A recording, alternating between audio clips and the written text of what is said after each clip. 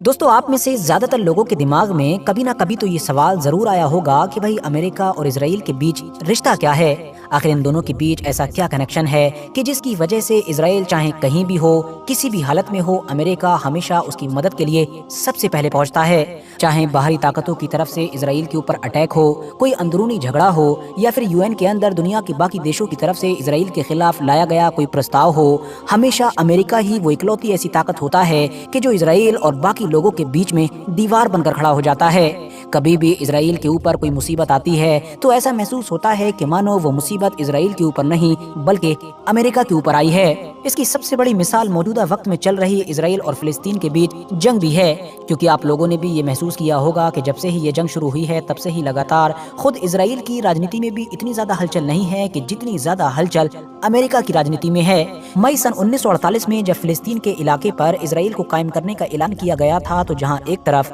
सारे अरब देशों ने इसकी मुखालिफत की और जंग का ऐलान कर दिया, तो वहीं दूसरी तरफ अमेरिका वो देश था कि जिसने उसी रात में ही इजराइल को न सिर्फ कबूल किया बल्कि लगातार उसकी मदद करना भी शुरू कर दी थी। तब से लेकर आज तक लगातार अमेरिका की तरफ से जो मदद की गई है वो लगभग 150 अरब डॉलर्स के करीब बताई जाती है, और इसमें से ज्यादातर हिस्सा इजराइल को डिफेंस के फील्ड में ही दिया गया है। अमेरिका की तरफ से दी गई किसी भी एक देश को यह अभी तक की सबसे बड़ी मदद है। इजराइल की तरफ से जब भी फिलिस्तीन के इलाके में किसी भी तरह का कोई फौजी एक्शन लिया गया है, उस पर हमेशा अमेरिका ने अपना सपोर्ट ही जाहिर किया है, अब चाहे दुनिया के बाकी देश इजराइल के खिलाफ ही खड़े हों। इवन 2017 में तो जब ट्रम्प की गवर्नमेंट थी तो ट्रम्प ने इजराइल का साथ देते हुए उसके उस फैसले पर मुहर लगा दी थी कि जिसके तहत इजराइल अपनी राजधानी तल अवीव से हटाकर मशहूर ऐतिहासिक और मुकद्दस शहर यानी कि जेरूसलम ले जाना चाहता था। ट्रम्प ने न सिर्फ इस फैसले पर मुहर लगाई थी बल्कि अपनी अमेरिकन एम्बेसी को भी तल अवीव से ट्रांसफर करके जेरूसलम पहुंचा दिया था। इस फैसले पर काफी विरोध हुआ था और पूरे मिडिल ईस्ट में काफी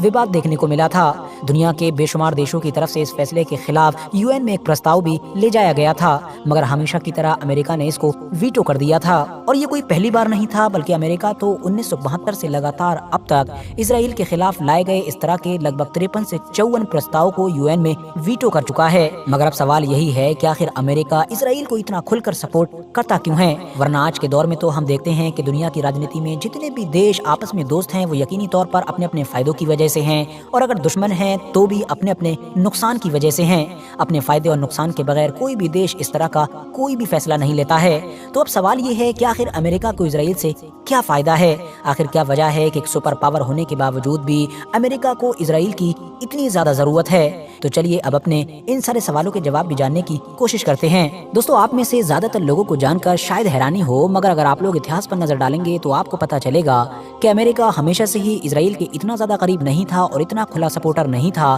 कि जितना आज के दौर में नजर आता है। 1948 में भले ही अमेरिका इजराइल को कबूल करने वाला पहला देश हो, मगर उसकी पॉलिसी इसको लेकर इतनी ज्यादा क्लियर नहीं थी। इवन 1956 की वो जंग के जो मिस्र वर्सेस 3 देश लड़ी गई थी, और वो 3 देश थे इजराइल और उसके 2 साथी ब्रिटेन और फ्रांस, तो इस जंग में भी अमेरिका एक्टिव नजर नहीं आया था, बल्कि लास्ट में तो उसने इन तीनों देशों को ही धमकाना शुरू कर दिया था। हुआ ये था कि उस दौर में मिस्र के जो राष्ट्रपति थे यानी कि जमाल अब्दुल नासिर, उनकी तरफ से एक बड़ा फैसला लेते हुए उनकी ये जो नहर है यानी कि स्विस कैनाल, इसको नेशनलाइज कर दिया गया था। बदले में इजराइल ने फ्रांस और ब्रिटेन के साथ मिलकर मिस्र के ऊपर अटैक कर दिया था। करीब था कि इस जंग में उस दौर की दुनिया की एक और बड़ी ताकत यानी कि यूएसएसआर मिस्र की तरफ से इजराइल के खिलाफ कूद जाता, मगर उससे पहले ही अमेरिका ने जब हालात बिगड़ते हुए देखे तो इन तीनों ही फौजों को धमकाना शुरू कर दिया और इनको धमकी दी कि अगर ये तीनों ही फौजें मतलब इजराइल, फ्रांस और ब्रिटेन पीछे नहीं हटे तो इनके ऊपर सैंक्शंस लगाना शुरू कर दिए जाएंगे। नतीजे में पहले तो फ्रांस और ब्रिटेन ने अपनी फौजें हटाई,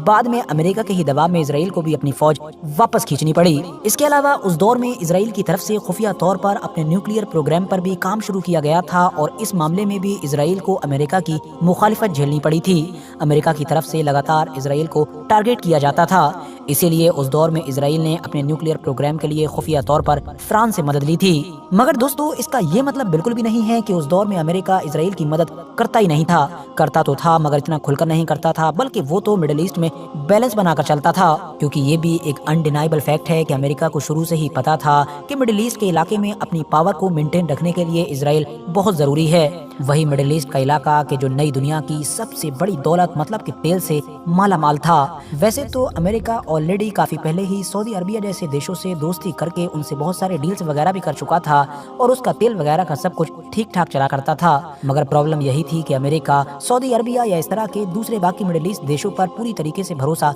नहीं कर सकता था। अमेरिका को पता था कि इन सारे मुस्लिम देशों के मुकाबले में जो इजराइल है वो आइडियोलॉजी या फिर दूसरी चीज़ों के हिसाब से अमेरिका के ज़्यादा करीब है और ये इजराइल और बाकी मुस्लिम देश हर मामले में एक दूसरे के अपोजिट हैं। तो जब कभी भी किसी मुद्दे पर ये सारे देश अमेरिका के मुखालिफ खड़े होंगे तो उस मामले में इजराइल ऑटोमेटिकली अमेरिका की ही तरफ खड़ा हुआ नजर आएगा। बस इसीलिए अमेरिका ने पहले ही दिन न सिर्फ इजराइल को कबूल किया था बल्कि लगातार इसको माली तौर पर सपोर्ट करना भी जारी रखा था। मगर दोस्तों फिर 1965 के बाद धीरे धीरे अचानक से हालात ऐसे बने कि अमेरिका के जो हमेशा से ही इजराइल को सिर्फ एक पार्टनर के तौर पर दिखता था और उसकी इसीलिए मदद किया करता था क्योंकि उससे इस इलाके में बड़ा फायदा मिल रहा था, अब वो अमेरिका इजराइल को पार्टनर से भी कहीं आगे बढ़कर समझने लगा था। इन दोनों का रिश्ता सिर्फ दोस्ती तक नहीं रहा बल्कि ये रिश्ता अब काफी आगे निकल चुका था। अमेरिका की तरफ से इजराइल के लिए बड़े बड़े पैकेजेस का ऐलान होने लगा और रिश्ता उस नतीजे पर पहुंच गया कि जब पूरी दुनिया में ये कहा जाने लगा कि Israel is America and America is Israel, मतलब अमेरिका ही इजराइल है और इजराइल ही